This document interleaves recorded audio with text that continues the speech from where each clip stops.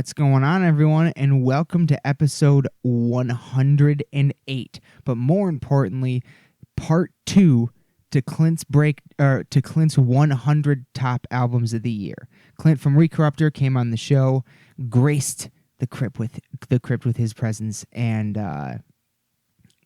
broke down his yearly album of the year list. And this time it was 100 bangers.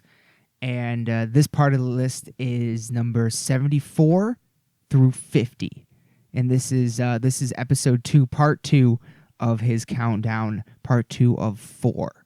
So let's just dive right back into it. Here it is, everyone. Number 74 on Clint's list. So we have crossed the first big hurdle, the first 25. Yeah.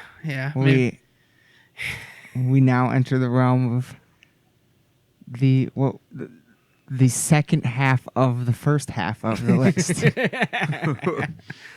Yes, the second quarter. Yeah. Yes. All right. Yeah. Okay. Keeping up with the deathcore trend, we're gonna get a little bit more slamish, a little bit, with Signs of the Swarm. Ooh. Signs of the Swarm put out a record this year called Vital Deprivation, October 11th on Unique Leader. Now, this is a little bit interesting because the last record, The Disfigurement of Existence, was the last to feature vocalist C.J. McCreery, which left to join Lorna Shore, in which Tom Barber, vocalist of Lorna Shore, left to join Chelsea Grin. So you're kind of wondering what Signs of the Swarm was going to do, you know? Mm-hmm. That's some pretty crazy change-ups. Yeah, absolutely. So, yeah, I think a lot of people were curious to see what Signs of the Storm was going to do with that, in which they got David Simonik from Improvidence to join. And this is the first offering in which we see David fronting the band. I guess I wasn't so much more curious about it. I thought they were going to be fine, you know, because, I mean, they showed enough prowess in their instruments. So I figured as long as they didn't really change too much about that, then they'd be cool, you know? Mm-hmm. So yeah, what do we really see in this album that's different than what we've already heard? I think the record already shows a lot of improvement instrumentally, with a much larger quantity of proper riffing and more interesting drumming to go along with it. Yeah. On top of this, I personally think that David is more than suitable as the band's new vocalist, and I think that there is a bit more range showcased from David, even if he might not be able to achieve that gurgle that C.J. McCreery's capable of.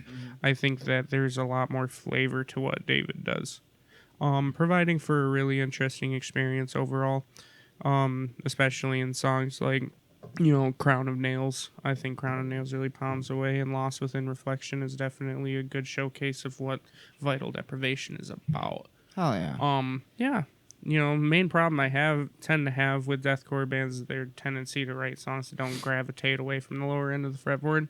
So it was cool to see this band, you know, standing strong with, you know, writing a slew of songs that had quality all over the fretboard. Yeah. You know, it was varied. I liked that. Oh, yeah. Mm-hmm. When the last album was regarded as one of like the best deathcore albums of the last, or either of last year or like in the past, I guess. Yeah. And it was just because I mean, I remember seeing signs before, like I think when Senseless Order was out, the first album. Yep. And then like I think just before, because that was the Metal Fest Right. year, and Maybe a month or so before Disfigurement dropped. Yeah. Was that Metal Fest? so it's been interesting to see the like the progression of it and stuff, as well as like all the changes and everything, because I was definitely a fan of like the first album and of I guess of the first two, Yeah. but I always felt like, you know, vocally I just wanted a little bit more, I guess. It's hard to attach to something so putrid. Yeah, that's that's the other thing, you know, is it definitely adds to the music, but I feel like, you know, lyrically, if I could follow it without having, like, I mean, it feels like a real old answer, I Right. guess, Yeah. old man answer, but like, I don't know, it just like with that style of music and stuff, like You know. Yeah, I understand what you're saying because I think while CJ achieves some fantastic tone, the diction isn't exactly there, and not Yeah. so much even in understanding words, but like hearing the phrasing of it, Yeah. like especially like cesspool of ignorance when it fucking drops real low air at the end, and it's just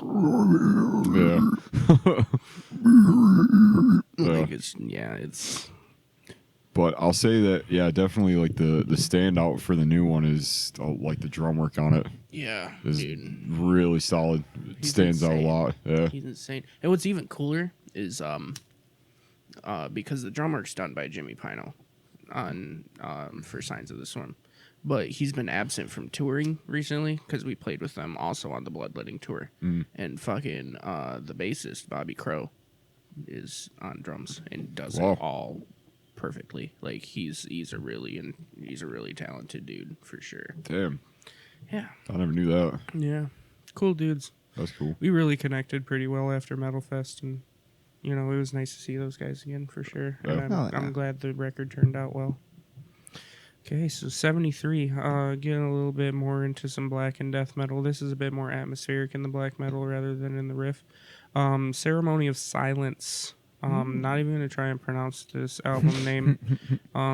It's just Outis. Outis. Otis. Sounds like coitus. Otis. Otis. Ceremony of Silence is a Slovakian black and death metal band. No real simple way to define the band and the sound. I just find the most interesting comparison to be like a love child between Immolation and Deathspell Omega. Mm-hmm. It's Okay. got the qualities of those. The signature dissonance is found from both bands laced in within the guitar licks of this album. Like songs like Ceremony of 1,000 Stars and Black Sea of Draught, they just really push the limits of what this band is really capable of, considering what qualities they have. Yeah. I think what they do is they take an idea and they push it like all the way to what it can be. And that's really cool when an artist does that, because I think it keeps the song really grounded. You know what I mean? Yeah. It's like, you thought this was one way, now maybe we can hear it in a different way. And yeah, it's super cool stuff. Again, not a lot to say about this band. It's approximately 35 minutes of just cavernous metal that's gonna suck you right in without a doubt. Absolutely. Absolutely recommended for anyone looking for a band that just holds that grim aura, but at the same time doesn't really let up on the belligerence of it. You know what I mean? Fuck yeah. Cool black and death metal for sure. Slovakian. Yeah, I would say that's the one thing that sticks out to me. I don't really think, at least to my knowledge, I don't really know of too many that are from. Yeah, I mean, even this band is not very well known. I tried doing research on every single band, and I couldn't really find anything about this band. So, interesting to see if I can, keep following them. All right. Get back into the old school death metal revival a little bit. $20 spin label on June 7th brought us a new band called Fetid, Fetid. It's an album called Steeping Corporeal Mess. Now, yeah, I mean, obviously, unless you've been sleeping under a rock, OSDM has been on a huge kick in the last few years. It's provided us with countless bands that have been some immediate classics. And, I mean, for somebody like me who really cut my teeth on old school death metal, I've been waiting for that sound to come back, so it's really cool to see it in full force right now. Oh yeah. And, with a band like Fetid, while they've been fairly popular in the underground since their demo in 2017, I think they're making a true statement with Steeping Corporeal Mess. And it shot them. It's a lot of what I hear about from that field, from that OSDM revival field, is a lot about Fetid. All the necessary components are here to make a great death metal record. The guitar tones are scraped from the sewer, man. It's disgusting. Guttural vocals that just belch. Yeah. And, and the overall production itself, is reminiscent of those analog days. It's not too fucking brickwalled. It's just Yeah. It's nice and warm, and makes everything stand out. Nice. Very cool record. While what makes this record stronger, I guess, in my opinion, is the sense of doom that's in it. Because I think a lot of these old school bands that are coming out right now, it's a lot about the shock factor and the gore. Well, there's definitely a lot of gory lyrical themes here. At the necessary moments, it instills a fear that's just a lot of records don't really achieve that in this movement, which is essentially noticeable in the last and obviously best 2 tracks. Because I think it's like 5 or 6 tracks amongst like maybe a 30 to 40 minute span. Okay. The reason why I didn't put this record higher mainly is because while the first 3 tracks are not bad, the last 2 are so monolithic for the genre that it's just like, I don't know, like I kind of was like all right into it for the first 3. Now when I listen to it, I just I really go back to those last 2 tracks. It's just they're by and far better than the first half. Oh yeah. If they managed to make the whole collection match that ending, then this probably would have been like at least in the top 20 somewhere. It's Fair just enough. Yeah, but the cool thing about that in itself with the last 2 tracks is that it tells me that this band is willing to explore, and as evidenced by the record's finale, and I'm really excited to see where they go from here. Nice. Yeah. It's always cool when you have that as far as like a newer band with like when they put out a EP or like I don't know if you necessarily call it that, but like something that has so limited songs, like I feel like you really get a good eye into like what's coming, but also like what they're capable of as a whole. Yeah. So I feel that. Okay, so 71. This is another independent release, and this is going to be a hard one to explain. This band is called Fluids. This is brutal death metal, mostly in the style of like Mortician. Okay. You know what I mean? Like this the fucking fuzzy bass, the down-tuned guitars, and it just fucking a lot of the time it's either spending time being slow doom and resonating in that, or it's just fucking yeah, like it is a wall of sound for sure. I want to get this right real quick. Exploitative practices by Fluids is the most unsettling thing I've heard all year. It is. Damn. It is disturbing. Like we're talking about. man, even that cover. Yeah, dude. If anything, that's like Symphonies of Sickness. Show him. Yeah, I was gonna say that's Yeah, something kind of off about that. yeah. Like it's. Yeah. Like it's Weird. gruesome. It was weird. There's really not a whole lot to say that I can properly describe.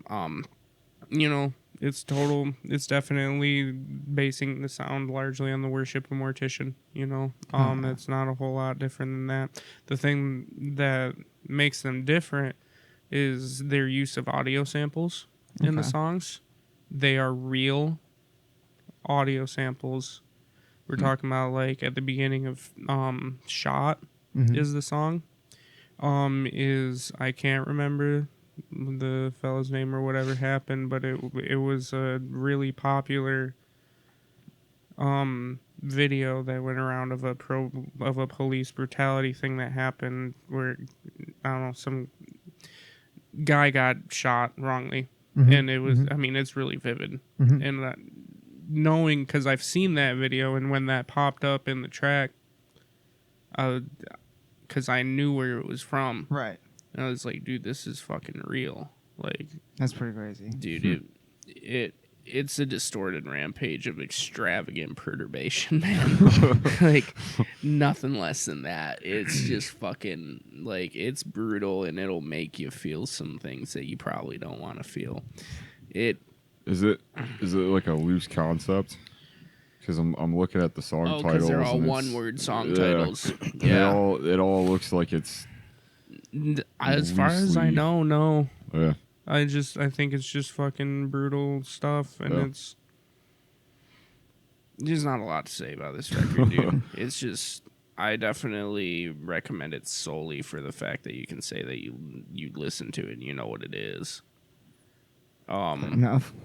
But yeah, I mean, there's some cool moments for the sake of the music, like "Shot" is cool musically and "Hauled." Yeah, but Oh man, they're fairly new. yes, Out of Arizona. Just yes, wild. yes. I'm always like it's always crazy to me No, they're when New York. oh yeah. In any case, like Mhm. it's crazy to like figure out that something like that comes from a place like somewhere like around the States or whatever. Like Right. I don't know. That's always like to me, like it's just as fun figuring out where the band comes from. Mhm. Oh, yeah. As it is like Yeah. everything else. So Yeah. Yep. So yeah, if you feel like being disturbed, check out that record. Number 70, another really unheard of band, which actually upon this record, I think should definitely get more attention. Another really hard to say. Esok Trihilum. Oh. Trihilum. Are you ready for the spelling? ESOCTRILIHUM. The album is called The Telluric Ashes of the Ophirth Immemorial Gods. Oh my god. Yeah. Released on May 24th through Voidhanger Records. This is mostly a black metal record, but there's some really disgusting death metal parts in it that make it fall under the more black and death metal territory. Just not like in the same sense as Behemoth or Our Penance or something like that. is it one person? It is one It's a person. single. Astagul. It is the man, and he is from France. Which is crazy because France doesn't really have a big export of metal bands. You know what I mean? Right. Obviously, we can think of Gojira coming from France, but before that, I think, there were some, well-housed bands like Blutas Nord and Deathspell Omega coming from France. Didn't really gain a whole lot of international attention until, later, especially when Gojira came out.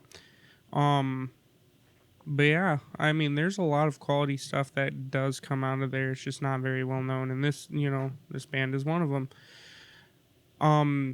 What kind of blows my mind is that because I found them on this record doing some research, they've pushed out an insane 4 records in 2 years, Whoa. and Wow. these records are like bare minimum 50 minutes long. Damn. Yeah, That's crazy. yeah. And the machines. thing is, including this record, they're all fucking fantastic. Solid. Similar to the artists I previously mentioned with Deathspell Omega, and but you're also kind of talking about like a more dissonant style with the Ruins of Beverast. I don't know if anybody's familiar with them, but from Germany, it's just a really bleak climate that wisps above a foundation of death metal. Like it's really crumbling stuff, but it's got that sense over top of it that still carries the fear of it. It's very entrancing in many ways, and especially enhanced by a lot of non-traditional instruments that come in and out of certain passages. Yeah, again, it's a haunting piece of music with a heap of substance and meaning to back it up. I think that if you can bear an hour and 15 minutes, then this record is definitely worthy of viewing. It is terror encapsulated, for Hell sure. Yeah. I was gonna say a lot of the artwork is really like surreal looking. And I believe Kinda crazy. one or two of the past artworks was done by Jeff Whitehead, better known as Rest from Leviathan. So they've definitely got a little bit of backing there too. wow. Yeah, interesting band.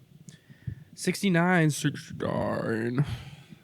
What is number 69? 69 is a band.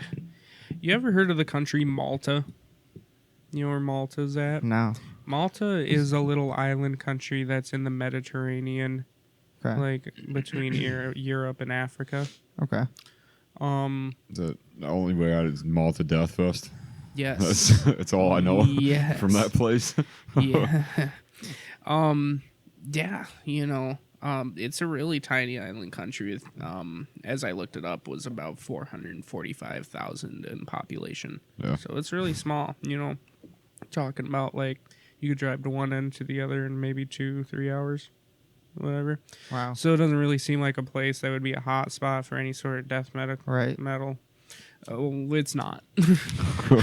It's not, but it did spawn Beheaded, which is entry 69, with Only Death Can Save You, released on June 14th through Agonia Records. You can't even 69 without a head. Is that on purpose? Did you put Okay, well, you guys can get the fuck out. I was just talking. Okay, so this band's been around for a long time and then just dropped, their sixth record here, Only Death Can Save You. And it provides a different side of a band that once stayed true to the brutal death metal genre, but now we're seeing a more, how do I explain this? It's a little bit, I don't want to say toned down, but I think we kind of see them implementing more like groove into it. I think this much is clear when Embrace Your Messiah comes in, especially.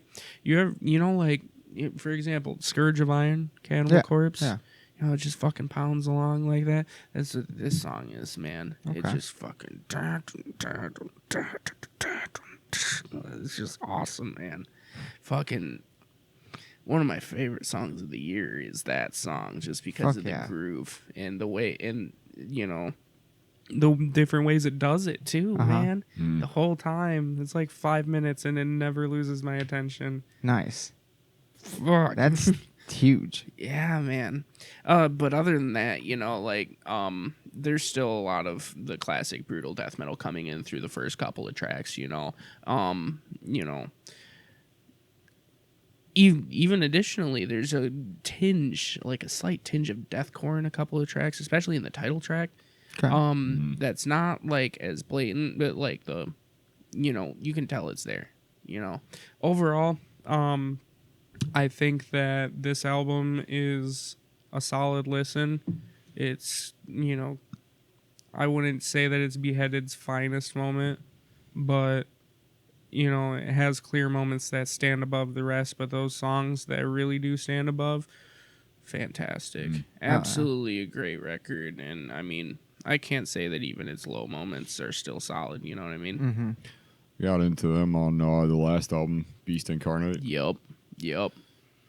Sick. Yeah. Such a sick record. I would pick that one over this one. Yeah. But I think the best songs on this record are better than the best songs on that record. I think that Beast Incarnate is just better as a whole. Yeah. Well, I think I heard the two singles that they put out for it. That was pretty solid. Mm-hmm. Pretty sold on it. I admittedly haven't listened to the rest of it. Yeah. But it's one that, and I'd be honest, I kind of forgot they put it out. Right. So let's go back to that one. Yeah. Good stuff. All right. Yeah, so this is a Dying Fetus related band. Number 68. Okay, so back in the day, because now we know Dying Fetus as John Gallagher, Trey Williams, and Sean Beasley, who plays vocals and bass. Before that, there was a man named Jason Netherton, which did the vocals and bass, and along the lines, he left the band to form Misery Index. Hey-o. Misery Index here at number 68 with Rituals of Power, put out on Season of Mist, March 8th, 2019. He has the physical record right in front of me. He likes this record. He likes it. This is the Burton approval. This is, yeah. It's a good cover. Yeah, it is. Oh, yeah. It's a Good cool. cover. It's a cool cover. So yeah, I think this is a really important band in the death grind scene. Mm-hmm. They've put out countless classics, man. Like Discordia is super fucking awesome, and even to my favorite is the Killing Gods, which is their most recent, Mm-hmm. besides Rituals of Power, of course. That, Dude, such a high point for them. yeah. Like, it's crazy. That record is one of the greatest death metal albums of the decade for me. It's crazy. So, I mean, with those kind of expectations, does Ritual of Power meet those expectations? For me, the Short, blunt answer is no, but it's still a fucking fantastic record to check out for Misery Index. I think it meets the Misery Index standard. It's just that, dude, you know what I mean? Like, you put out such a high record like The Killing Gods, it's hard to follow it up, man. Yeah. You know? Yeah. And it is. It might sound stubborn, but Hey. it's the truth. Yeah. But yeah, Ritual of Power is, implements their established format that they've been known for and polishes up to convey, pardon me, to convey some heavy hitting songs such as New Salem, Naysayer, and of course the title track, Rituals of Power. It's just, I think these particular songs match well with their golden moments, with an identity all their own. I think that's really cool, and I think that the rest of the record doesn't really stray from the Misery Index that we know and love. I just think that the song structure in itself is a bit more basic compared to what I know this band can put out. That doesn't mean that the essence isn't there, because the tracks still bang. I just didn't find myself as wowed by it as I did when The Killing Gods came out. But again, following up a superb record like that is just tough. Again, though, don't let my words steer you from peeping this. Absolutely. It's still fucking Misery Index. They're still doing it better than a lot of their peers, that's for sure. Yeah. You know what I mean? Oh yeah. All I'm saying is that while these songs are still meaty, it's not exactly the first thing I would recommend if I was to show somebody Misery Index. Fair. I'd be going to Discordia. I'd be going to The Killing Gods. It's sufficient for Death Grind as a whole. And Heirs to Thievery. Heirs to Thievery too, yeah. That entire record is so Yeah, sick. That's like man. one of my favorites from the between that and Traders. I like the Yeah. middle too. Yeah. Like, it's really fucking good shit. I kind So of just- sorry. Go ahead. No, yeah. All I'm saying is that it's just, it is a quality record. It's just, this band has had a lot of expectations to meet. Fair. Mm-hmm. Well, it was such a, because I think we were just talking about the Dying Fetus thing, how they split off and Mm-hmm. like Yeah, because this is a couple members from Dying Fetus, or was at least. I think Jason's the only one left. But yeah. Well, it's cool in a lot of the earlier stuff you can hear that overlap and like the comparison between the two. absolutely. But it's also cool with like this, the later albums where you could hear when they started to really pick up a sound that was kind of unique to them. Yeah. Like they're not like a junior, like Dying Fetus, so to speak. Yeah. They kind of have their own, like they stand by themselves. I think it's Oh cool. yeah. I think that Misery Index's sound is even wider than Dying Fetus's. I think Dying Fetus just excels so well because they were really the first to be doing that style of technical death metal. You know Yeah. what I mean? Combined with that New York slam, like, even though they're from Baltimore, I'm just saying that there was, I don't know. I think that Misery Index deserves just the same amount of attention as Dying Fetus does. Absolutely. So 67,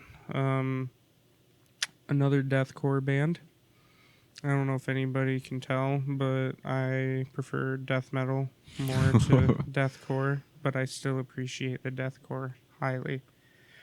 So this is another band that had a lot to follow up from their last one for me, and that's Carnifex. Ooh. Yes. Ho, ho, ho, ho, ho. Carnifex put out World War X on August 2nd Wow, through Nuclear wow. Blast. Yeah. Glad you brought I this know, one I up. know, I know you really like this record too.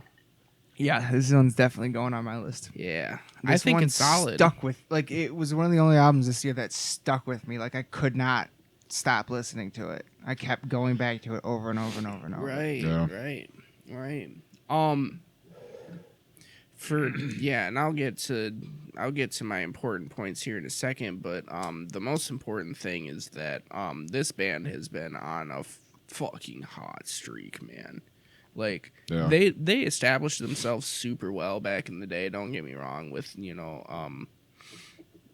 what's the record called? Victory. No, the first one. I'll check it. The one with Lie to My Face on it. I can't remember what it's Dead called. in My Arms? Dead in My Arms, thank you. Dead in My Arms, and then Incoalescence. Yeah. Those two records definitely established themselves back in those second wave deathcore days, with Suicide Silence and Whitechapel really being on the rise there, and Job for a Cowboy's first EP.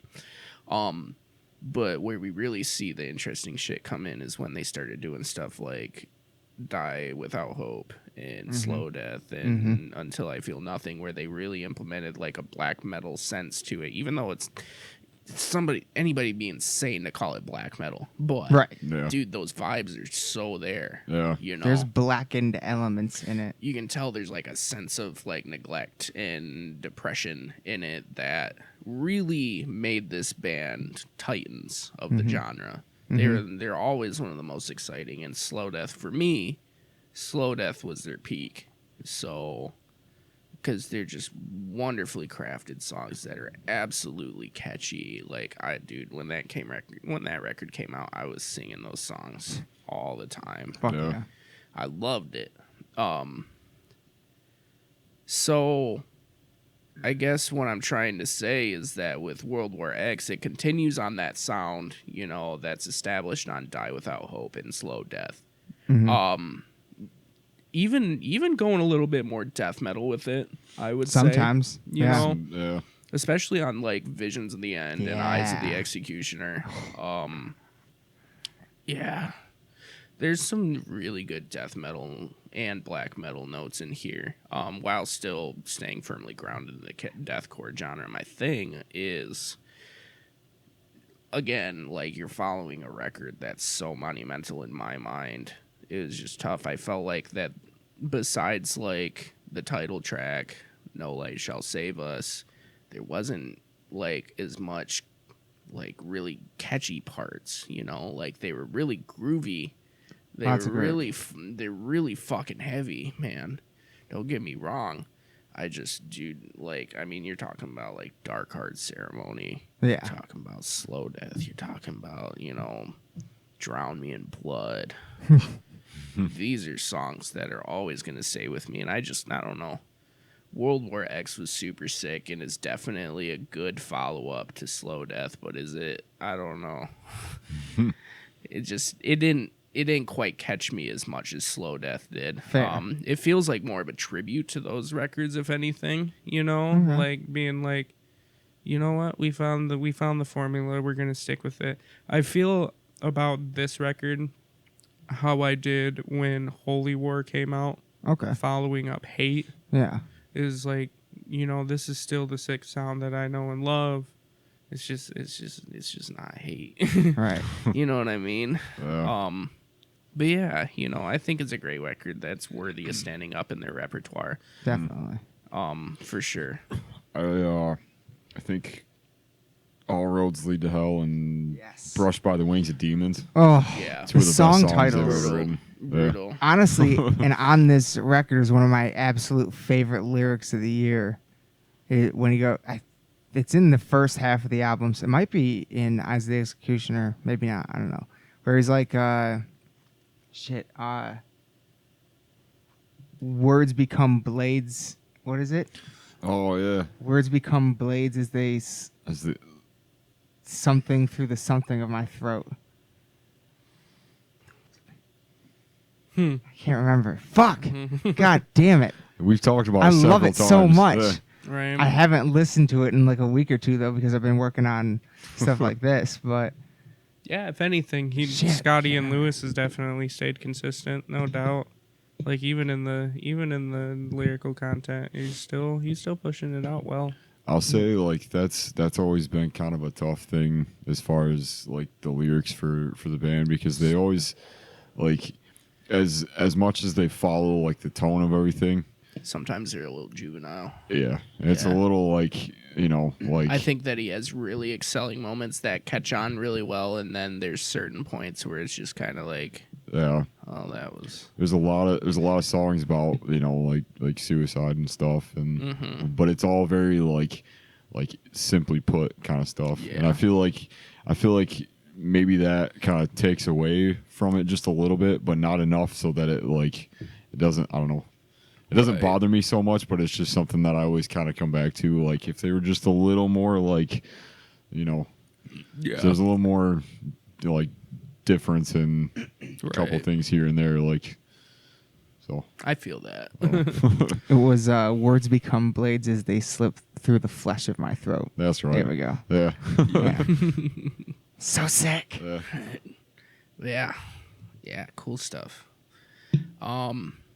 And certainly, you know, we'll provide live staples for their set, which is always cool, you know, seeing how Yeah. that gets integrated in the set. Okay. A little bit more tech death. A little progressive this time around, too. Coming in at 66 is a band that has been very established in the last decade for consistency above all else. Inanimate Existence. Inanimate Existence comes back with Clockwork. May 10th was when it was released through the Artisan era. And man, yeah, like I said, consistency. They've dropped 5 albums in the last 7 years, and I mean that's insane for any band, Yeah. even in the new age. It's crazy. Which album is their best is hard to decipher, honestly, which is a great thing because that Right. just means they've been ridiculously on point with each step. And Clockwork is not any different, you know.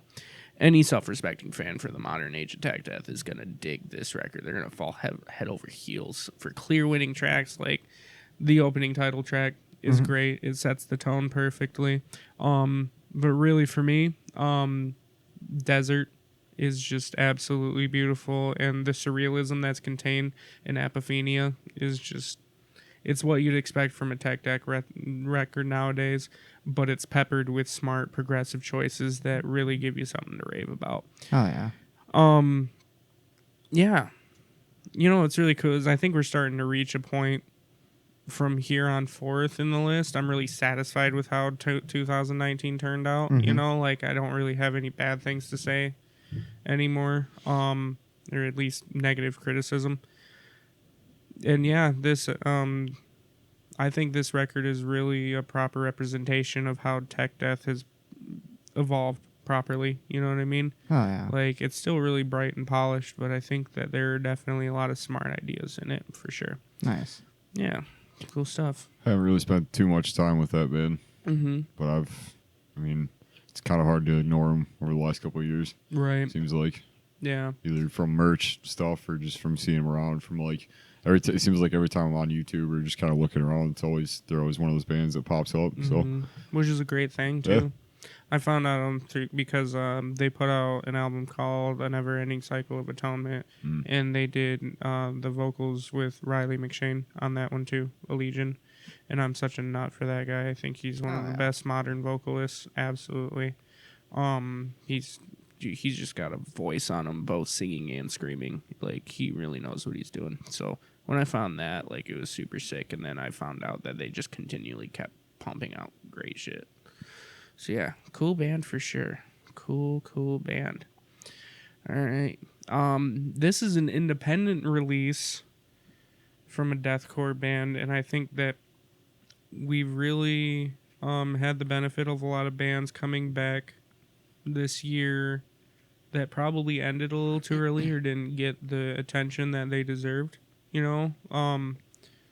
Like, for example, Beneath the Massacre just announced their comeback, and that song is fucking sick. yeah, You know what I mean?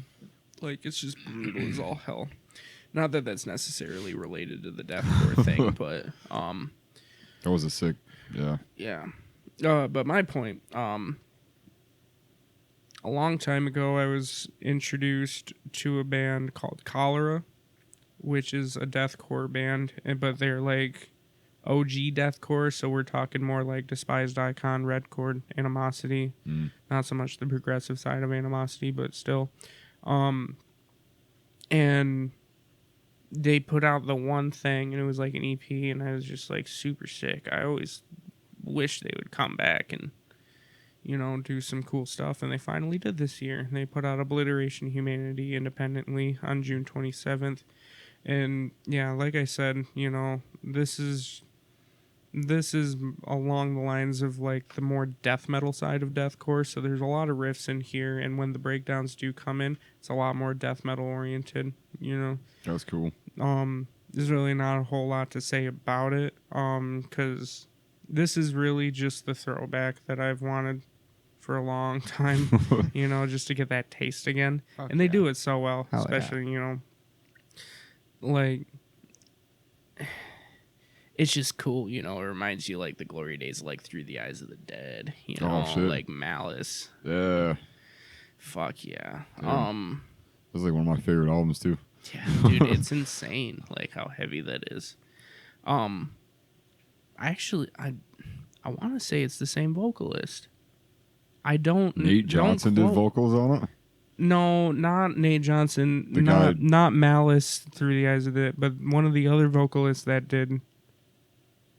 Maybe I'm wrong. Maybe I'm way wrong on that. I don't know. Either way, he certainly sounds like Nate Johnson. Yeah. Yeah. Which is never a bad thing. Yeah. But yeah, right from the first opening notes, the last rites, you know, throughout the polished version of a Reborn classic and Bloodstained, it's just, you can tell that time has not damaged their craft at all. They're still fucking strong, and it's really cool to see that sound come back, especially in a day and age where a lot of deathcore is really polished and really the same structure. You know what I mean? Mm-hmm. Aside from like the bands that are really succeeding, it's just, you know, it's cool to see that riff-based deathcore come back, and Cholera does it wonderfully. Yeah. It's really kind of how I've just seen deathcore in general. Like there's a lot of, especially like the earlier bands, like there's so many that just kind of blend together that it's every so often you'll come across one that's doing something that's like, you know, not necessarily reinventing the wheel, but doing something that's like, you know, like playing to their strengths and really, you know, adding to things. And so it's always cool to, you know, especially like when they, you know, because that I was looking at the last EP was like 2008. Yeah. And so that's, you know, the fact that they come back after all this time and put out something that's, you know, didn't miss a beat is cool. Yeah, it's super good stuff. All right, this next one's a little bit problematic for me, actually. This is going to seem really confusing, but I promise this makes sense. Okay, so this is a Seattle, Washington technical death metal band called Xoth. That is Xoth. They released an album this year called Interdimensional Invocations, and I fucking hate it, and I fucking love it at the same time. Okay, so here's the deal.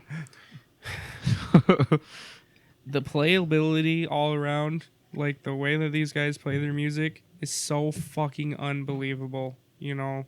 It is some of the most high-grade instrumentalism that I've heard in any record this year. Wow.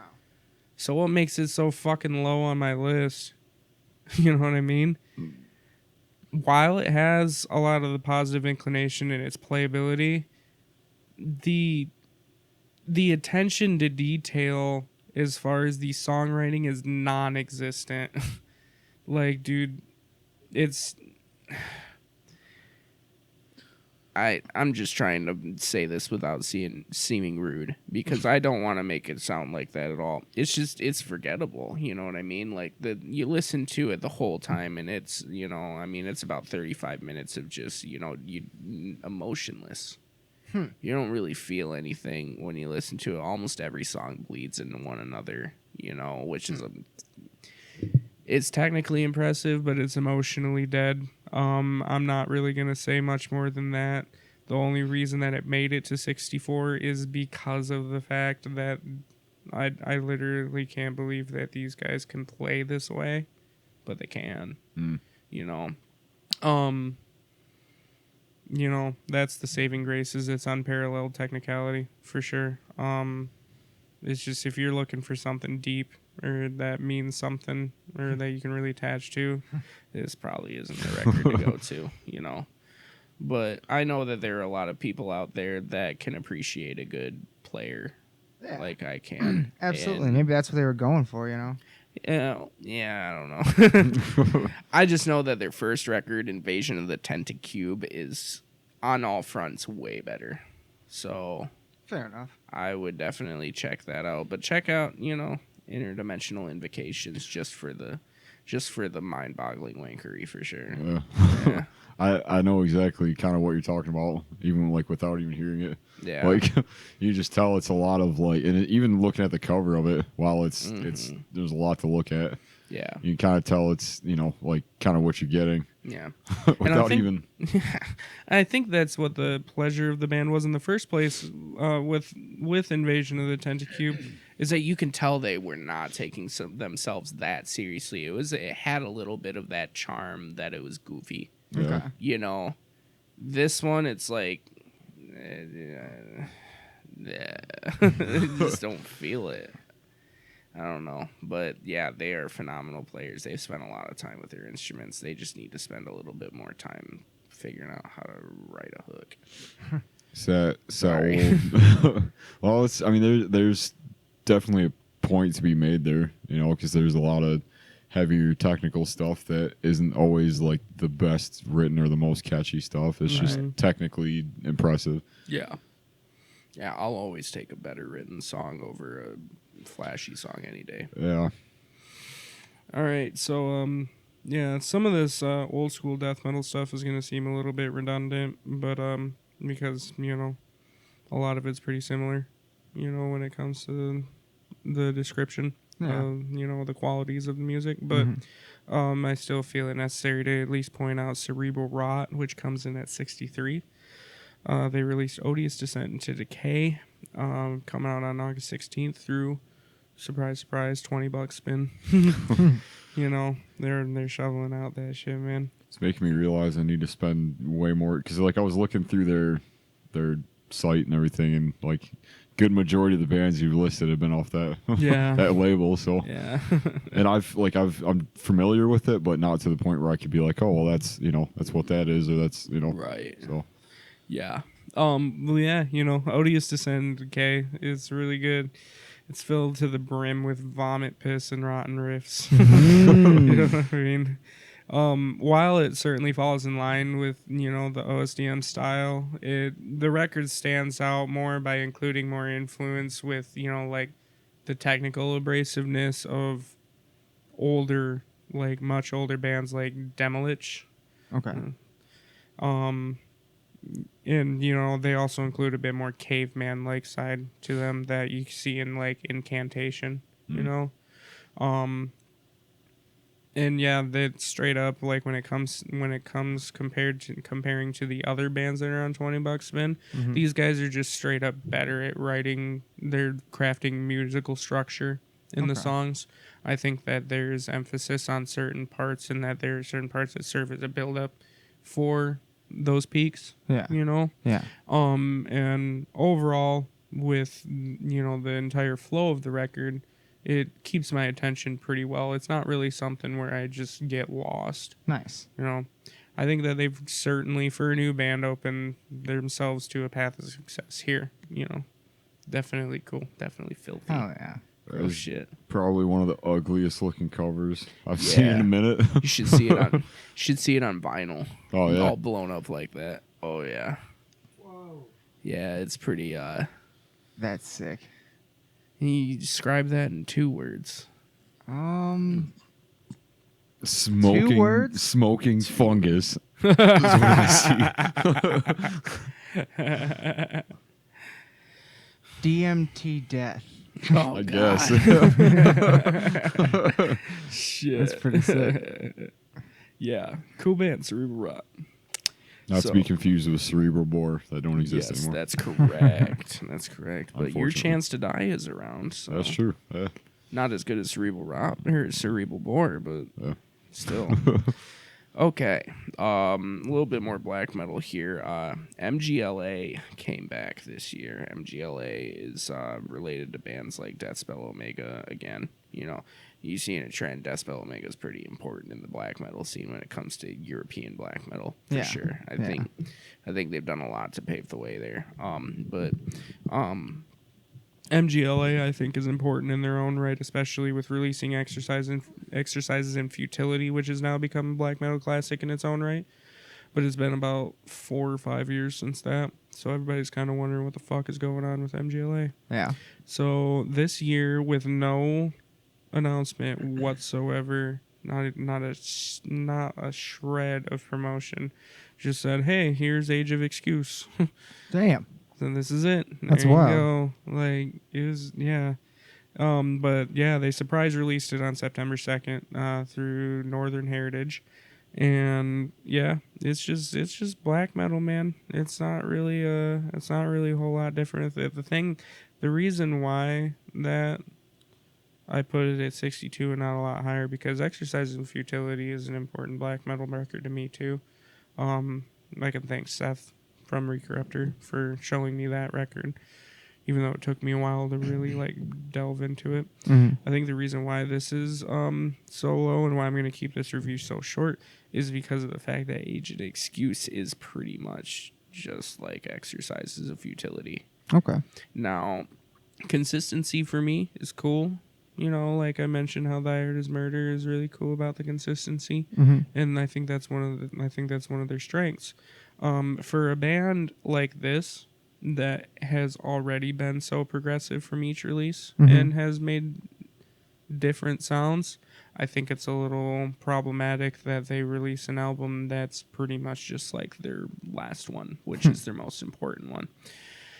Still, though, while it doesn't really try to hide that, I think that if any chances are taken with this record, it might be in like tracks 3 and 4.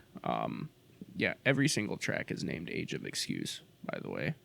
What? It's just Age of Excuse 1, Age of Excuse 2, all the way till Age of Excuse 6. Oh boy. Yeah. But That's like in interesting. tracks 3 or 4, that's kind of where we see a little bit of warmth added that wasn't so prevalent in other songs. But other than that, it's pretty much just, depressive, frosty black metal the whole time. So They have a pretty cool aesthetic. Frosty black metal. yeah, Live, yeah, that seems like. yeah, they're really cool. They're a really cool band. I just, remembering that it's been 4 years since Exercises, it's a little bit surprising to see a direct sequel rather than its own entity, Yeah, especially for a surprise release too. yeah.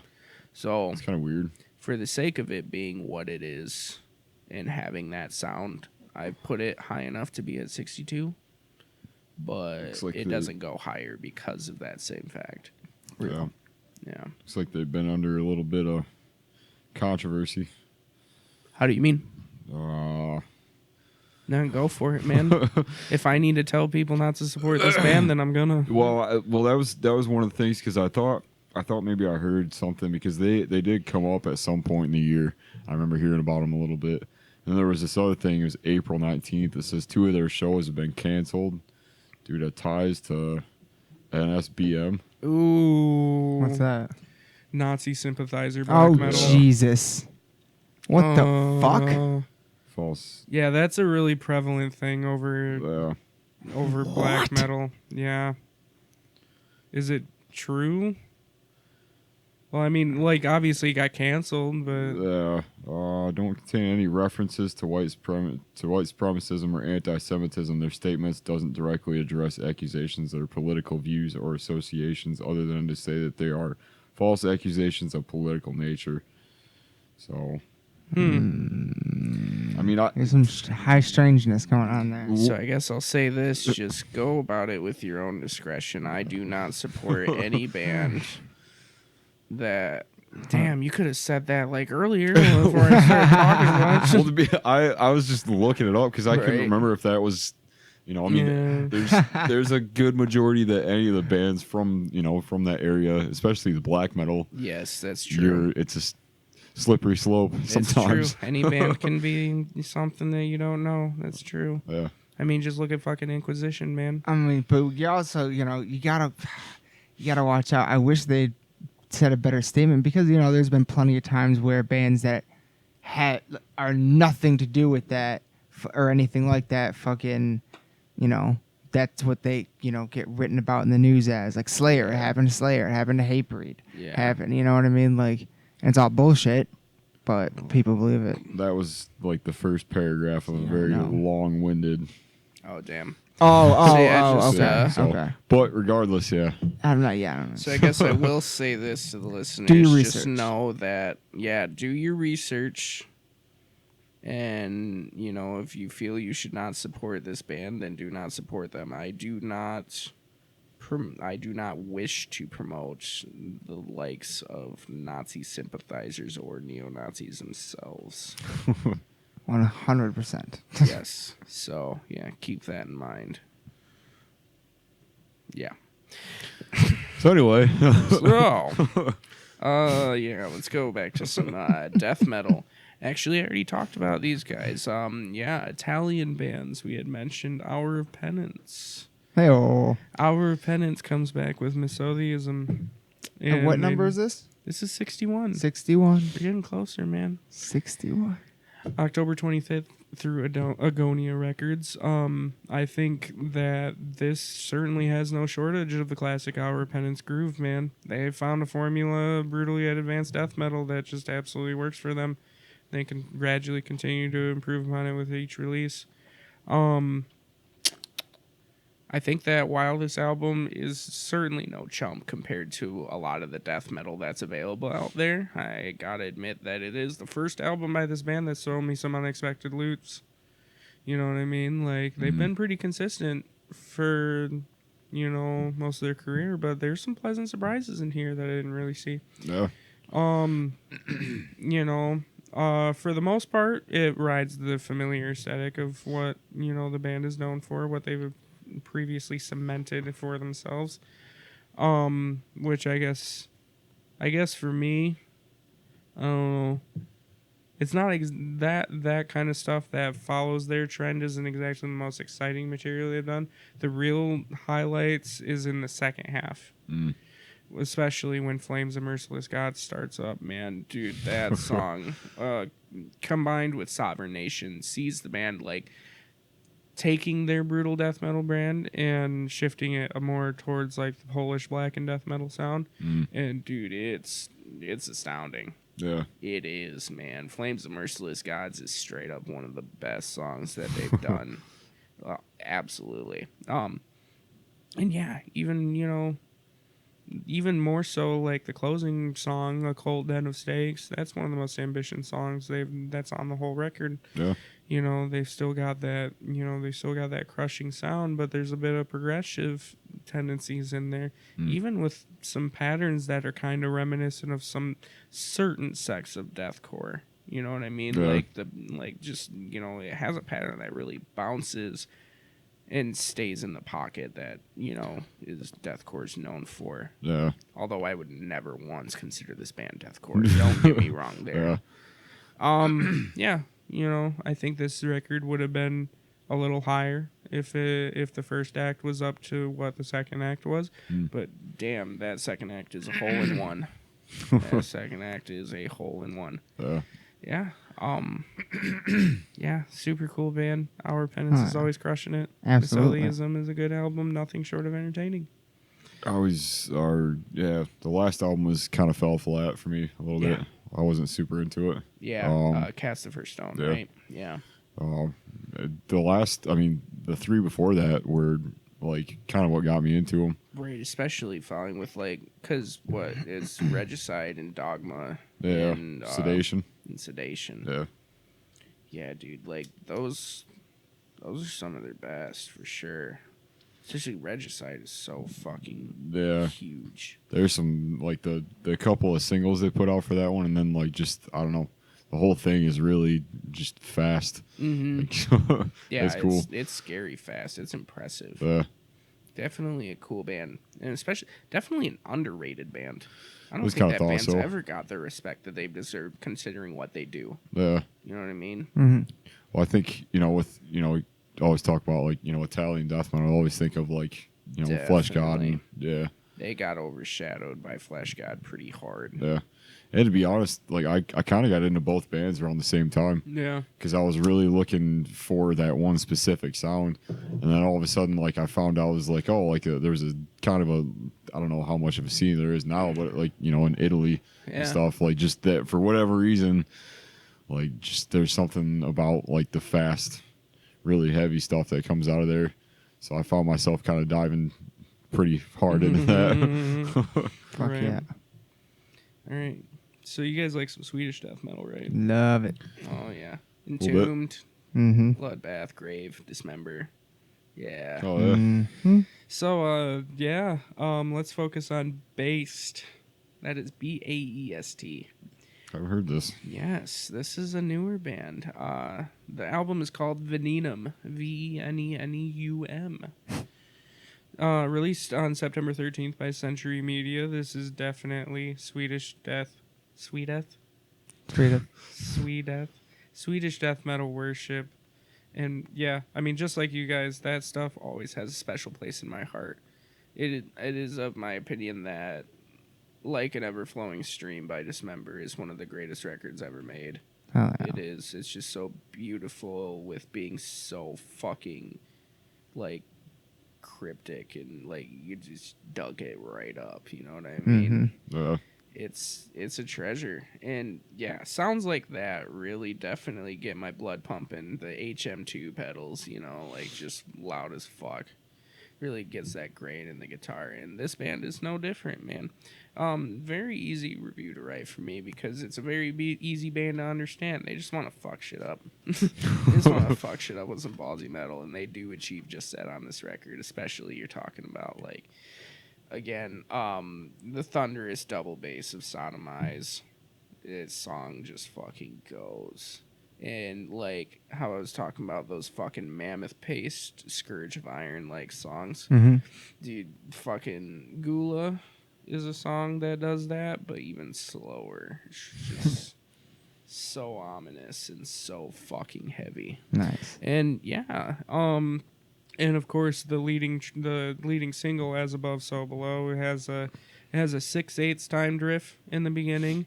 That's just like, it was surprising but very welcome to hear that and to have a solo in the beginning of the song Uh-huh. rather than at the end. Right. It was a nice change of pace. You know, what you see is what you get with this band. It's Swedish through and through, and without a doubt, great tribute to all that is evil and strong. Fuck yeah. For sure. Fuck yeah. Yeah. Very cool band. Trying to look for them. There's not really too much. Baest. They're on Century Media. Yeah. Anyway. 59. I gotta tell you, this record got overlooked by a lot of fucking people, and it's really surprising because famed drummer Hannes Grossman is involved in it. Hannes Grossman is most known for bands like Necrophagist, Okay. Obscura, Alkaloid, his solo stuff. He's recently in Hate Eternal. Okay. So Is he in Cryptopsy? no, Oh. that's always been Flow. Yeah, Flow. Cryptopsy wouldn't exist without Flow. I don't know who I was thinking of then. I'm not sure. Anyway. Either way, so now he does session drums. You know, he does session drums for a lot of band, which includes this entry, which is called Gomorrah, with their self-titled record that came out independently on March 22nd. This is best explained, but not quite accurately explained, as a combination of technical death metal with blackened death metal. Don't think of like the fancy, flashy technical death metal. Just the low end, blistering speed combined with some really fucking occult shit. Hell yeah. Oh man, like this, it really surprised me that a lot of people didn't attach to this record. So I hope that people really check it out after this. You're talking about, this record is exasperated beyond belief, man. And it harnesses all of its anger and packages it into a really intuitive product that's just it leaves a really big impression for being only 26 minutes long. Mm-hmm. But it doesn't feel like 26 minutes. It's really, it's really thick. Mm-hmm. Like, it's crazy how thick it is. You see that artwork? Very like Obzin Yeah. looking. Yeah. It's just the fucking... Oh, yeah. And I don't know if that's whether or not that's what they sound like. That's a, pretty. I wouldn't. Yeah, I wouldn't compare them to Meshuggah myself, but... Yeah, it just takes that chunky side of black and death metal and meshes it with really smart playability. Oh yeah. And the best part about it is that they really... looking. What's that? Sorry, I'm just looking at the artwork stuff. Right. Yeah, the best part about it is that they don't beat around the bush at all. It's all right there. It's, I think lots of bands similar to this yeah. Sick. Mm-hmm. Makes a statement. Yeah. I think lots of bands similar to Gomorrah tend to overwrite, but there's really no fat around the meat here, man. It's pure sirloin, and it's a lot of fucking flavor. Oh yeah. Dude, I think you guys specifically will really like this record. You gotta check it out. Oh yeah.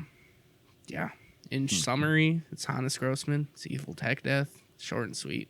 Dude, That's not a good sales pitch. I don't know what fucking is. Yeah. Dude is like one of the sickest drummers. Yeah, he's insane. Yeah. He's one of the best alive. I mean, as far as metal goes, he's one of the best ever. Yeah. He's just, dude. Some of his just the runs and like the fills and stuff that happen. Just the way that he writes his stuff is Yeah. twists your mind. The accents are so I don't know, man. Like any other drummer would make it sound misplaced, but him, it's just perfect. Yeah. Yeah. Doing a little bit more technical death metal here, but this one's much more on the progressive side of things. Mm-hmm. Metal Blade housed a band for their second record this year called Fractal Universe. Fractal Universe drops Rhizomes of Insanity on April 19th. And, for me, prog metal, it's, it can hit the spot so well when done correctly, and then other times it just feels a little pompous, you know what I mean? Okay. For example, but when it does hit well, man, it sounds like Fractal Universe. It's obviously influenced by the likes of Obscura and Gorod, you know, but not so obviously influenced by older prog death, like what you see on Death's more ambitious records, Okay. Chuck Schuldiner, Yeah. and also the jazz metal side of Cynic, Okay. It's 47 minutes of the brightest and darkest possibilities of the modern progressive era. And it expands upon it with some really unique chord progressions that really you don't see a lot anymore. I think that they're really technically proficient in their guitar, not just in speed and flexibility, but just more like what they're doing note-wise. Their choices of notes are really smart. Yeah. And it's really unique. And on top of that, it doesn't really know, you don't really know where it's going to take you next. There's a lot of versatility throughout the record. Most notably in songs like Rising Oblivion and Fundamental Dividing Principle. I think for me, though, the shining yet aggressive moments are really tied together by, the calm and the dark, especially in Parabola of Silence. And yeah, it just provides an individual experience that retains music that's just, it's going to get stuck in your mind, Fuck yeah. Yeah. That's awesome. Not a whole lot to say other than that. I think that any prog and tech death fan is going to have a ball with this record. You can really sink your teeth into it, and it's going to provide a lot of listens for sure. Nice. Yes. High praise. Yes. Yeah, there's so many even out of Metal Blade stuff that they've put out that I just totally glazed over. I'd never heard of this. Mm-hmm. And it's all metal. I follow Metal Blade pretty closely. Right. It's just right. just never even It's picked up on it. So really good shit, man. For Oh, yeah. sure. All right, so let's talk about a hot topic. I think we're going to spend a little bit more time with this one. Okay. Okay. Well, then hold on 1 sec. All right, number 57. Number 57. Okay, so this is going to be a hot topic. All right. This is one of the most famous bands known to metal. That's at least active now. Fuck. Okay. So this band has been gone for about 5 years now. And everybody's been kind of wondering what's going on with this band. So it was a little surprising when Slipknot finally came back and dropped We Are Not Your Kind. Released through Roadrunner on August 9th. For a little preface, how did you guys feel about The Gray Chapter? Go ahead, Aaron. Gray, Aaron Yeah. Gray. I guess that makes sense. I like. It took me a little while to actually like get into it for what it is. Okay. I think it's really because like to me, I don't feel like it's as like strong of a full album as it probably could be. Mm-hmm. But there is a lot of moments on it that really like made sense for them as far as like the time of the band and stuff. And I feel like it having it be kind of like disconnected in a sense, at least to me. It made sense, Right. I guess, if that makes sense. Yeah.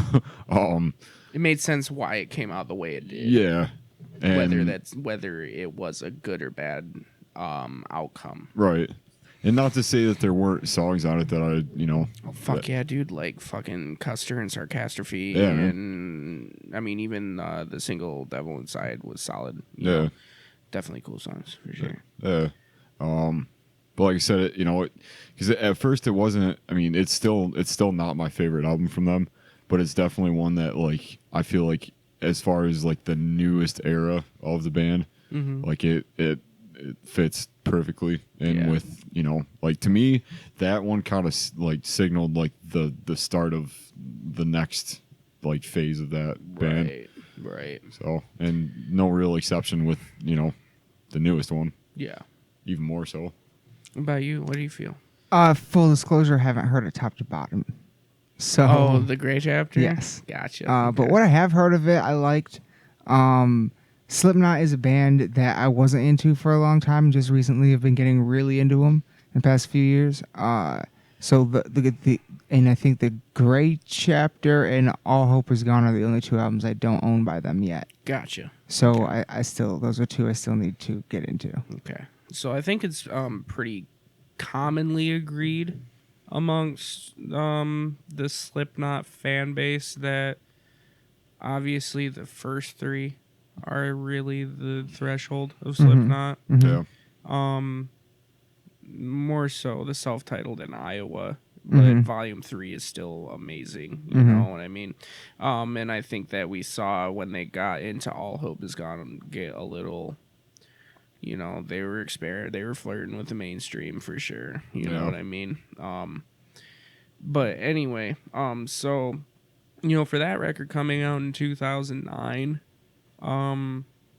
it's a little crazy to think about the fact that it's been 10 years of Slipknot kind of flirting with the radio world more than obviously for what they were, which was one of the angriest bands. You know what I mean? At one time, yeah. Like, and I don't mean like angry, like just like being totally brutal. I mean like really downright angry. I mean, those first two records provide some music that just fucking it's aggressive. Like in every sense of the word. From the fucking percussion section to Corey Taylor's shouted vocals and even the effects used on the guitar, like it's just there's a reason why this band is so big, there's a reason why so many people have flocked to them. So it's really fucking cool that they dropped We Are Not You Kind this year, and it flirts with that experimentation again that we saw in the first few records. I agree with that completely. There's a lot of that weirdness that I really missed in the band. There hasn't really been anything that's been like that sinister since those early days. And you can, all the way around. Actually, it's kind of weird because when I first listened to it, it opens up with Unsainted, which is probably the most if there was a mainstream song on the record, that's probably it. Mhm. You know what I mean? Mhm. Yeah. That's the one that captured the attention. I was just like, man, this is kind of fucking like. It's just, you know, it's more Slipknot, it's more new age Slipknot, but damn was I surprised when like that, especially with like the new metal sense of Birth of the Cruel, you know, really popped in, and you know, Narrow Forte being as aggressive for such a simple riff that leads into it, Yeah. and having, you know, even if it is that you know, really sing along chorus that it has, it's more in tune of like the subliminal verses, Yeah. which Yeah. is really cool because that was I love that record so much because of those parts. You know, it's really intellectual singing parts. It's not just there for the sake of, you know, flirting with the mainstream. It actually makes sense and it's actually really catchy. So Yeah. it was cool to see that brought out, especially in that track. But no, I think where this record really shines and what really is so impressive of a band that's been doing this for 20 years, you know what I mean, Yeah. is their ability to get back into that darkness with stuff like A Liar's Funeral, Critical Darling, you know, and even like in like Spiders and My Pain, even though My Pain was a little bit of a divisive song, but I like it, man. Yeah. I think that it's weird as fuck. And it's great, dude. It reminds me of like Iowa for sure. Yeah. Yeah. To be honest, I thought that song would have been way stronger if they'd have put it at the end of the album. I agree with that. Like just Yeah. the placement of it and just where it's at. I feel like it would have had a way stronger impact on me. Yeah. Yeah, I agree with you. I didn't really think about that, but that does make sense, you know, to have it end with that ominous tone. Well, you know, that's kind of how even like, well, more so Iowa than, and even Volume 3, they both ended on that very like Oh, right, just because of Danger Keep Away. Yeah, that real weird like sad tone to it. Mm-hmm. I feel like in this one, I mean, it's depressing as far as like the tone of it and stuff, and maybe it's not quite as intense as something as Iowa, like as far as the how the song is and stuff. But I definitely feel like it has its place in their, you know, in their, you know, their category for being just like weird and just unsettling. Definitely. And I think for me, the highlights of the record are when they go back to that kind of style in the really heavy stuff like Red Flag and Orphan. Yeah. Like, dude, those songs absolutely pound, and they Hard. absolutely have their place amongst those first two records for Yes. sure. Yeah, Absolutely. They're aggressive. They are aggressive, and it I mean, reminds me why I fell in love with Slipknot in the first place. Red Flag doesn't even have any singing. Not in the slightest. that's the closest It's amazing. song that reminds me of Heretic Anthem, probably than any of them. Red Flag? Yeah, Oh, I'd go with Orphan. That's almost That- identical to yeah. Heretic. that's true. Yeah. Yeah. But yeah. No, it's really, you know, in its interludes is spooky throughout. Something that was severely missed on 0.5 especially. Yeah, Yeah. Ending it with Solway Firth was a good idea too. Although I do agree with you, it would be cool to end it more ominous than it was. It's still cool to see that heaviness come out in that track. I think that this is a great comeback record for a band that a lot of people probably counted out at this point, you know, to not be able to do something like this ever again. And, you know, I can't applaud the band enough for putting out a record this versatile and this similar to their heyday, you know, because I think there's a lot of bands that try and do that, you know. They try and go back to what made them popular, and it just doesn't work because they're not the same people. You know what I mean? yeah, I think that's a lot of it. However, I think Slipknot definitely did a great job at achieving what made them so popular in the first place, and it's really awesome. You know. Fuck yeah. Well, and a lot of times, if you know, with something like this, like it could go one of two ways. It could either be really great, or it could be like trying almost too hard at something that, you know, is kind of out of reach at this point. I agree. So Yeah. So yeah. Slipknot, We Are Not Your Kind. If you counted out this band, then you should probably get the fuck over it and check out We Are Not Your Kind. Absolutely. Mm-hmm. Really Although great I album. figure if you're not really into Slipknot, then this isn't really going to change your mind either. But, True. but whatever, fuck you. All right, let's get back into a little bit more black metal here. 56, this is another underground band from New Zealand called Barshasketh. Barshasketh. Oh boy. With their self-titled record. This is, which is crazy because New Zealand, again, is not really popular. Is not like, it's not really Known for metal. metal. Yeah. Obviously, Ulcerate's a big one that's come out of out of that country. And Orgonectomy more recently, but other than that, I can't really think of anything. Yeah. Stuff. But yeah, this band comes out and just absolutely blows my mind with how mystical their brand of black metal is, and it's, that record or that album cover is really cool, isn't it? Yeah, I'm just like each one that you go through, I'm kind of looking up different stuff about them and stuff. Mm-hmm. So just seeing like artwork and stuff, because a lot of times like looking at something to try to associate it with something that you haven't heard kind of like paints the picture in your head a little bit. Yeah. So. Mm-hmm. Beer. So. Anyway, so Barshasketh is a black metal band. Again, a little bit more relative to the more ominous tones of and avant-garde tastes of Deathspell Omega and MGLA. But they keep a more traditional black metal style intact, which so that means the atmosphere is there, but with that traditional style, there's a lot more palpability to it too. And I think that with these influences combined, that they've really provided a strong black metal anthem for 2019 for sure. While those first couple tracks are a little bit run-of-the-mill for black metal as a whole, it's really the third track and onwards that just gives this behemoth a shimmer, like a really nice sheen. Especially the tracks Consciousness 1 and 2. It's a two-parter. Okay. It's a really wise and defining 14 minutes of this record that has stuck with me since I listened to it. Like it's really impressive. While the two-parter in Ruin provides an even more sinister edge that gives this record more width than I thought it was capable of initially on my first impression. Upon that, the closer in Recorruptors is one of the finest black metal songs I've ever heard. It is monumental. Like, it's just... Dude, it's so big. It is so big, and it just demands your attention. I absolutely love it.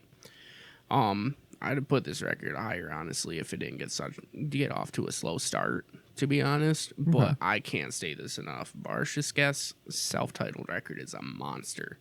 And it should be part of any self-respecting black metal fans collection for sure. Hell yeah. No, it was early in the year. Yes. January 15th. I didn't hear about it until about September or October. Yeah. Yeah. But in that time, man, it's just grown on me so hard. Love it. Okay. This will be interesting. This is a more traditional heavy metal entry, which is something that's not really seen a lot in my list, to be honest. And I think that's just because of the so many different ways that metal has branched off. Nobody's really focusing on just the bare basics. You know what I mean? Absolutely. I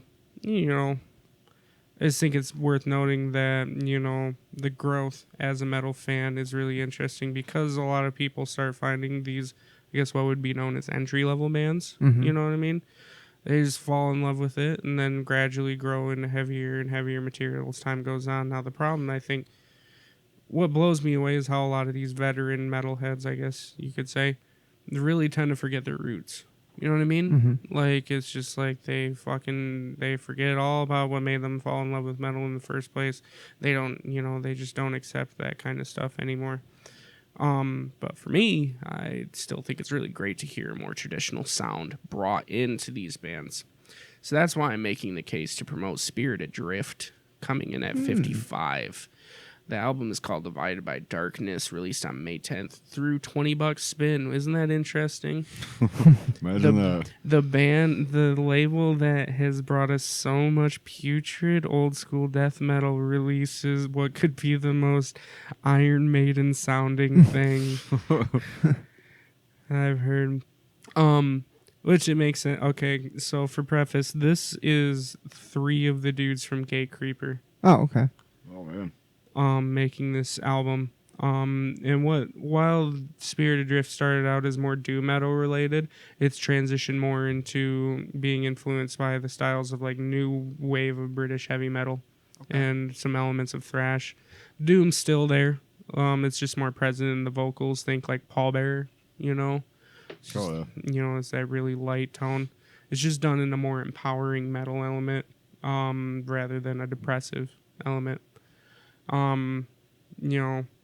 A lot of these tracks, most notably We Will Not Die, the opener, it's all about the fun, just jamming out to the fucking riff. Mm-hmm. There's gallops in it, man. There's just fucking headbanging riffs that you just, it's fun to just drink and party to, man. Fuck It's yes. just cool. It's epic. Yes. And yeah, on tracks like specifically Born of Fire, you're talking about like a more early Judas Priest style, like what you're seeing on like Stained Class and Sad Wings of Destiny, and also the Iron Maiden presence combined with that Pallbearer emotion that I mentioned earlier. I think for me the real how do I explain this? It really threw me for a loop when the song Angel in Abyss came in, and that is like a ballad, but it's weird. Like it's just like it's soaring guitar harmonies over a blatant ballad, which ballads have been long out of my repertoire for a long time. Right. But man, does it work? It makes me remember why I Yeah. loved those powerful moments. You know what I mean? Mm-hmm. It's just Dude, those harmonies, man.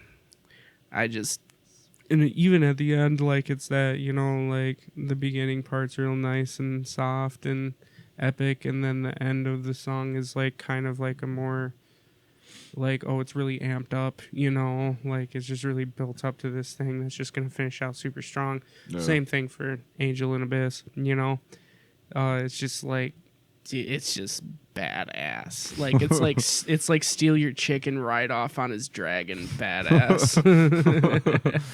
like it's sweet, I think that while some people might see Divided by Darkness as a little bit corny, I think that what makes it done so well is that it is specifically done by the Gate Creeper guys. I think that they are really good at capturing the aura of this record and makes it powerful rather than cheesy. It really works. And this is coming from a guy that fucking despises power metal. I hate power metal.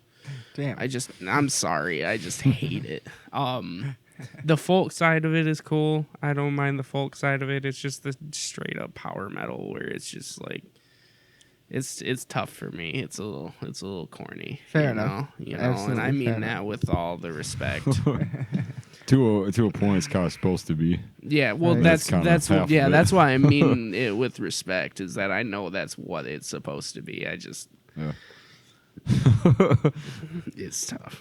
It's huge in Europe, Yeah. apparently, right. but not here as much. Yeah. But yeah, it kind of like it reminds me of that, but it's so I get the power out of this rather than the corn, and I'm glad it came across my table, man. I really yeah. am. Just put on Divided by Darkness and relive the glory days of heavy fucking metal, man. Hell yeah. That's awesome. I'm Mm-hmm. gonna check that one out for sure. Yeah, that's a really good one. I know you like it. Hell yeah. I know you will. I'm not super big into power metal either. Yeah. I have my favorites, but Right. it's a time and a place thing for me. Right. Like I can get really into it when it's like, kind of like what you were saying. Like Yeah. if you're jamming somewhere with, hang out with friends and shit. Yeah. Well, maybe this will be a good middle ground for you, huh? Yeah. Yeah. I'm open to it. Right. It honestly, it kind of somewhat reminds me of the more rocky side of Mastodon. Oh yeah. Okay. That's cool. Yeah, not in progressive, not in the progressive tense, just like how they just kind of like write a riff and make it soar, you know? Yeah. Yeah. All right. Do a little bit more tech death here. Another one from the Artisan era. This is Equipoise. Equipoise released an album called Emergis, and it is completely themed lyrically Heard by a lot about this band this year. yeah, they're very big in the tech death community. Yeah. Very all lyrically themed about Full Metal Alchemist, an anime dealing with Edward and Alphonse Okay. and alchemy. Yeah. Yeah, man, this label's just killing it this year, and this is one of the most important records of the Artisan era in 2019. This is a tech death collective headed by guitarist Nick Padovani, and he is joined by many, many talents. So, for starters, on vocals, we have Stevie Boiser, who is the vocalist for Inferi. And then we have Hugo, the bassist for Beyond Creation, involved. Wow. On keys, we have Jimmy Pitts from Eternity's End. From Wormhole on guitar is Sanjay Kumar. Oh, Yes. Also Perihelion, that's where you know him from. Yep. Phil Tugis is involved. He is involved in bands like First Fragment, Cathelist, Xerox, and many, many, many more. And of course, on drums is Chasen Westmoreland, who is most known for his work with Hate Eternal, Whitechapel, stuff like that. The Faceless, I believe. Yeah. Yeah. Just combining all these talents, it really creates exactly what you expect. It's a total onslaught of some of the most technical prowess available currently. So this is like another supergroup. Yes and no. I think it's I think while some of these members are confirmed, like they're firm in the lineup, I think this is more like Nick Padovani wanted to just get a lot of his, friends together and do it, because a lot of these people didn't really start getting popular until the more recent years, and this has been a record that's been in the works for a while. Okay. So, but yeah, the entirety of the record provides top-notch playability combined with song structure that really doesn't lose its palpability, unlike a lot of tech death records that I've talked about so far. It's just a flurry of instruments and nothing less. Fuck yeah. Yeah. My only gripe, if there was one, is that the record is a long haul. Like, it is over an hour. It's over an hour long, which isn't always a bad thing. Don't get me wrong. There's some records out there that are really long and really, still manage to stay firm. I just feel like the point of the record was made really clear early on, and the flow kind of got a little stale at the end. Nevertheless, there's still a lot of great qualities about Demirges, and this is certainly one of the most impressive collectives that I've seen in a long time as far as the tech death community goes. I think a lot of people have this really high on their list, and I think it's going to be an important record in that community for a lot of years to come, for sure. I'm seeing like 6 instrumentals on it. That's Yes. crazy. Yes. One song specifically, which I have highlighted, is called Dulalis Flamel. It is not entirely an instrumental, but it is about 9 minutes worth of fucking solo trade-offs. And it's awesome. Hell yeah. It really is cool. Like I said, I've heard a lot about it. I just haven't really had access to it. Right. Okay, so number 53. Get a little bit back more on the death and doom metal side. This is from Profound Lore, actually, the label, rather than 20 Buck Spin, because I know 20 Buck Spin's had a lot this year. Mortiferum released Disgorged from Psychotic Depths, and it's, I mean, dude, it's dark. It's really dark. It's like bottom of the basement dark. No, I just think, with the OSDM revival, while a lot of bands have mainly stayed its course, I think that it's really interesting in some of the ways that it is split off. You know what I mean? Yeah. I think that in one of the most prominent movements is the emergence of doom metal put into this OSDM, and that's what Mortifium does really fucking good. The Fumes of Doom wisp out on this fantastic death metal record, and like the whole way through, even with its ominous introduction, you know, it's just after that, it's just a crashing wave of just down-tuned guitars, vocals straight from the casket, man. You know, the riffing through songs like Archaic Visions of Despair, it's just instills everything that is grim. It's, you know, like it just spreads, man, like cancer. It just infects every song on the record. It's incredibly consistent and it's very organic. Fuck yeah. It's really not, you know, it's really difficult for me to put this into proper text other than that. But what I can say is that it's just a stunning display of death doom metal that's impressed me to such a high degree. And it's going to be a go choice for me when I need to satiate that side of my death metal needs for sure. Nice. Yeah. I remember hearing about this on the Banger reviews or whatever. And seeing the cover of it and being like, what is that? Like, what am I looking at exactly? Right. But I imagine that kind of translates over to the music and stuff, just kind of being that like just ugly sounding like stuff. Yeah. Should be cool. Yeah, it's intense, man. All right. It looks like ramen noodles. like I know that's not what it is at all. I mean, you've seen it, but yeah. Oh man. Yeah. Shit. Okay. All right, we're getting them out now, aren't we? Oh yeah. Oh yeah. Rock Correct, and top roll. 50. Yeah, we're almost there. 52. 52 is where we're at. Do another Profound Lore record here. This is more from the side of like a straight doom and sludge metal combined with some post-black metal and straight black metal influences. This is a band called Dead to a Dying World. Okay. Very, very doomy. I would expect nothing less. The album, the album is called Elegy, released on April 19th. And, yeah, it's just, you know, it's doom-laden, man. It captures every essence of the word with perfection. Elegy, you know, it's just elegy. It's just a poem or a sonnet describing, you know, a death or something really morbid. Oh yeah. You know what I mean? And yeah, this whole record is like a poem dedicated to the mourning of human life and how the same, you know, in its final moments and how the same being has affected the passing earth. You know what I mean? Mm-hmm. It manufactures like a brand of metal that mixes a few different subgenres, but manages to maintain that fluid sound that is consistent throughout the whole thing. You can hear bits and pieces of a lot of different sects of metal, but it's all one big package. It doesn't stray too far, you know, it doesn't stray too far from itself. Mm-hmm.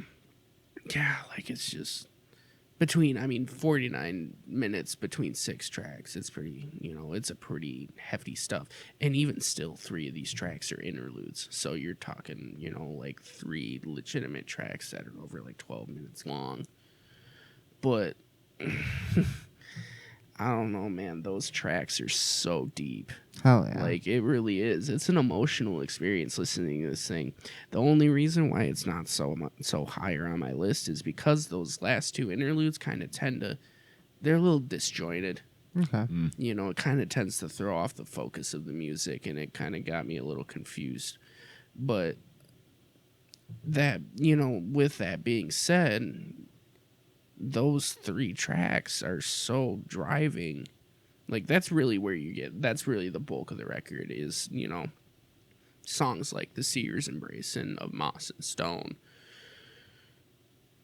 It's just, I don't know how to explain it other than, you know, this being the bulk of the record, that's what really makes this record so special, even if it does have a little confused interludes in there. When it really gets to the point, it really drives that point home. Nice. You know what I mean? Yeah.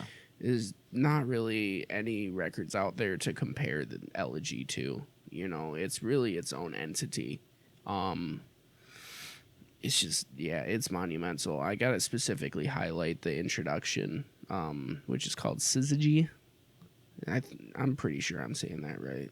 And it's connected follow up to Seer's Embrace. Like it's really beautiful and dark, and that combination, it just makes you think deeply, and it's cool. It's a really intimate record, man. That To a Nice. Dying World elegy, for sure. Number 52. Yeah, at number 52. A lot of doom metal stuff going on. Yes, I do like the doom metal. I think that doom metal provides something that a lot of other sects of metal don't provide, and that's the raw emotion.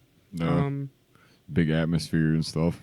Yeah. Well, I mean, like, especially because I think doom metal has always been pretty defined, but I think back then was a little bit more related to the occult, and, you know, like, even, you know, was combined more with a stoner metal sound. Mm-hmm. No. A little bit.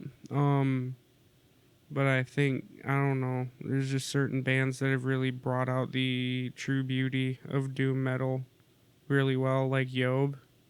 Oh yeah. Yob made my list last year at number 5 or 6 with their record, and every single record they've done would still fit at a 5 or 6. Like, they were incredibly consistent. They're absolutely beautiful. Wonderful stuff, you know. And yeah, doom metal just makes me feel things that no other kind of metal makes me feel. Nice. That's awesome. Especially when you pair it with certain other things, you know. It's just really cool. Oh, yeah. You get me crying. All right, 51, huh? This is the turn. 51. Mm-hmm. The turn is big. And I'll make this one really quick too, because it's really easy to talk about. From Chicago, this is a band called Vukari. That's Vukari. Mm-hmm. They released an album called Avum, Aevum, on October 1st through Vendetta Records. This is more ingrained in black metal and post black metal. There's really not a whole lot to describe here. It's, you know, it's just, you know, it takes the raw sense of black metal but glazes it with a bright essence of post rock. You know, it really gets those vibrant colors in there. Well, it's not really as apparent in the opening sequence, which favors that blazing speed, you know, and the tremolo, picking, crunchy textures, stuff like that. The post metal is definitely there as soon as the second track is about halfway through. Mm-hmm. Yeah, and by the time Entire World's Cased in Ice storms through the speakers, it's clear that this band has found a really sharp and damaging sound for sure. While this record is strong in post-metal influence, the strength in this record is that it holds true to its visceral black metal essence at the same time. I think a lot of post-metal, post-black metal specifically, really loses its touch in the fact that it's not so frosty, you know. It's not like just, you know, it's not evil, you know. It focuses too much on the really pretty stuff, which sometimes works. Most of the time, I don't really find it works. So it's cool to see a good middle ground with this band. You know, there's a lot of beautiful parts and there's a lot of really evil parts. So for a band that's really, you know, a little bit newer on the scene, I'm really stoked to see these guys get at it, you know. I feel like you don't really see a lot of that as far as like the sound wise goes. Like, it's either one or the other. It's like really light or just super dark sounding stuff. So I agree with you. Cool. It seems like they kind of reached the middle ground with it and sort of. Yeah. Ouch. I swallowed hard on that one. Oh, fuck. Okay. Number 50. We are here.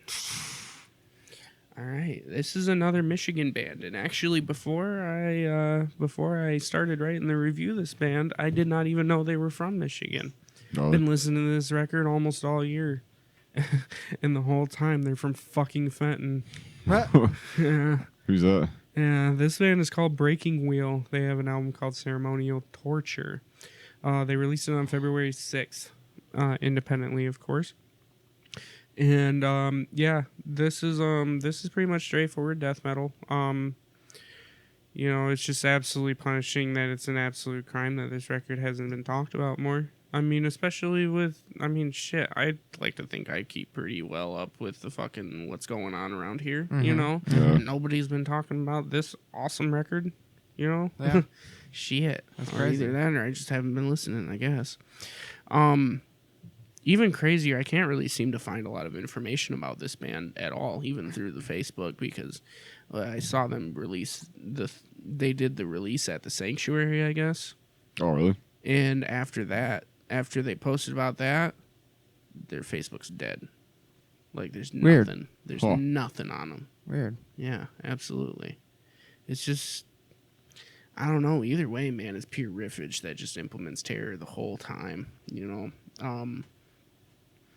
What I really like about this record is the intro. I think an intro can really make or break what makes your album special. You know what I mean? Yeah. And when Summoner's Call comes in, it's just like, it's like a chorus of wails. Like, it's just like distraught screams and just moans and shit. And then it just barrels right through with the fucking just fucking like, it's nuts. Oh, it's so nuts. Good stuff. Fuck Yeah, very vicious riffing and wicked blasting throughout here with key elements of like death, thrash, and hardcore influences throughout. You know, and what impresses me about it is that this band knows how. Oh no, this band knows how to dial it back and lay into a section really fucking thick. You Yeah. know, and they know how to carry like what they know is like, okay, this is the part that we play for a while. You know what I mean? Yeah. And such as emphasized in songs like Ice Age and Punishments to the Grave. No pointless songwriting here whatsoever, which is great. You know, everything has a purpose here. Super cool. Shining with consistency. Hell And, yeah. Hell yeah. It's cool to hear about another band from Michigan that you didn't know existed. Yeah, if they fucking do something. You gotta do something, man. I gotta see what they're up to. So that would have been this year, I guess. But like, do you know when they formed? I do not. Huh. Again, this was a really hard band to research. Weird. Somebody just suggested it to me on one of the Facebook groups that I'm in, and they were like, "Oh, you like this band?" And I did. Fucking They were right. This band. Oh, yeah, you're right. I'm kind of not seeing anything. Yeah, it's tough. Oh, Either yeah. way, Yeah. Shout out to them. yeah. Definitely. 49. Just hold on one sec. All right, everyone. This is Burton coming back in to let you know we have reached the end of this episode and the end of this part of Clint's list. Can you fucking believe it? Like, man, Signs of the fucking Swarm, Beheaded, Carnifex, Misery Index, all in there. Slipknot, all in there. That was a heavy part of the list for sure. There are some of the heaviest hitters in that part. I fucking love talking about it. It was fantastic. Cannot thank Clint enough times for coming on the show to do this. It was, oh my God, it was so amazing. We were so excited when he hit us up, wanted to come on and do this list. So huge shout out to him. Be sure to follow all things Recorruptor, Bandcamp, YouTube, iTunes, Facebook, Instagram, everything. Follow them because, they got some shit in the works. I'll tell you that right now. But thank you all so much for listening. If you've made it this far, you are absolutely incredible. We're halfway there. We are halfway through Clint's list, his top 100 albums of the year. Holy shit. 49 coming up next. Thank you all so much for listening. Love you. Raise your horns, bang your heads. Love you all to death.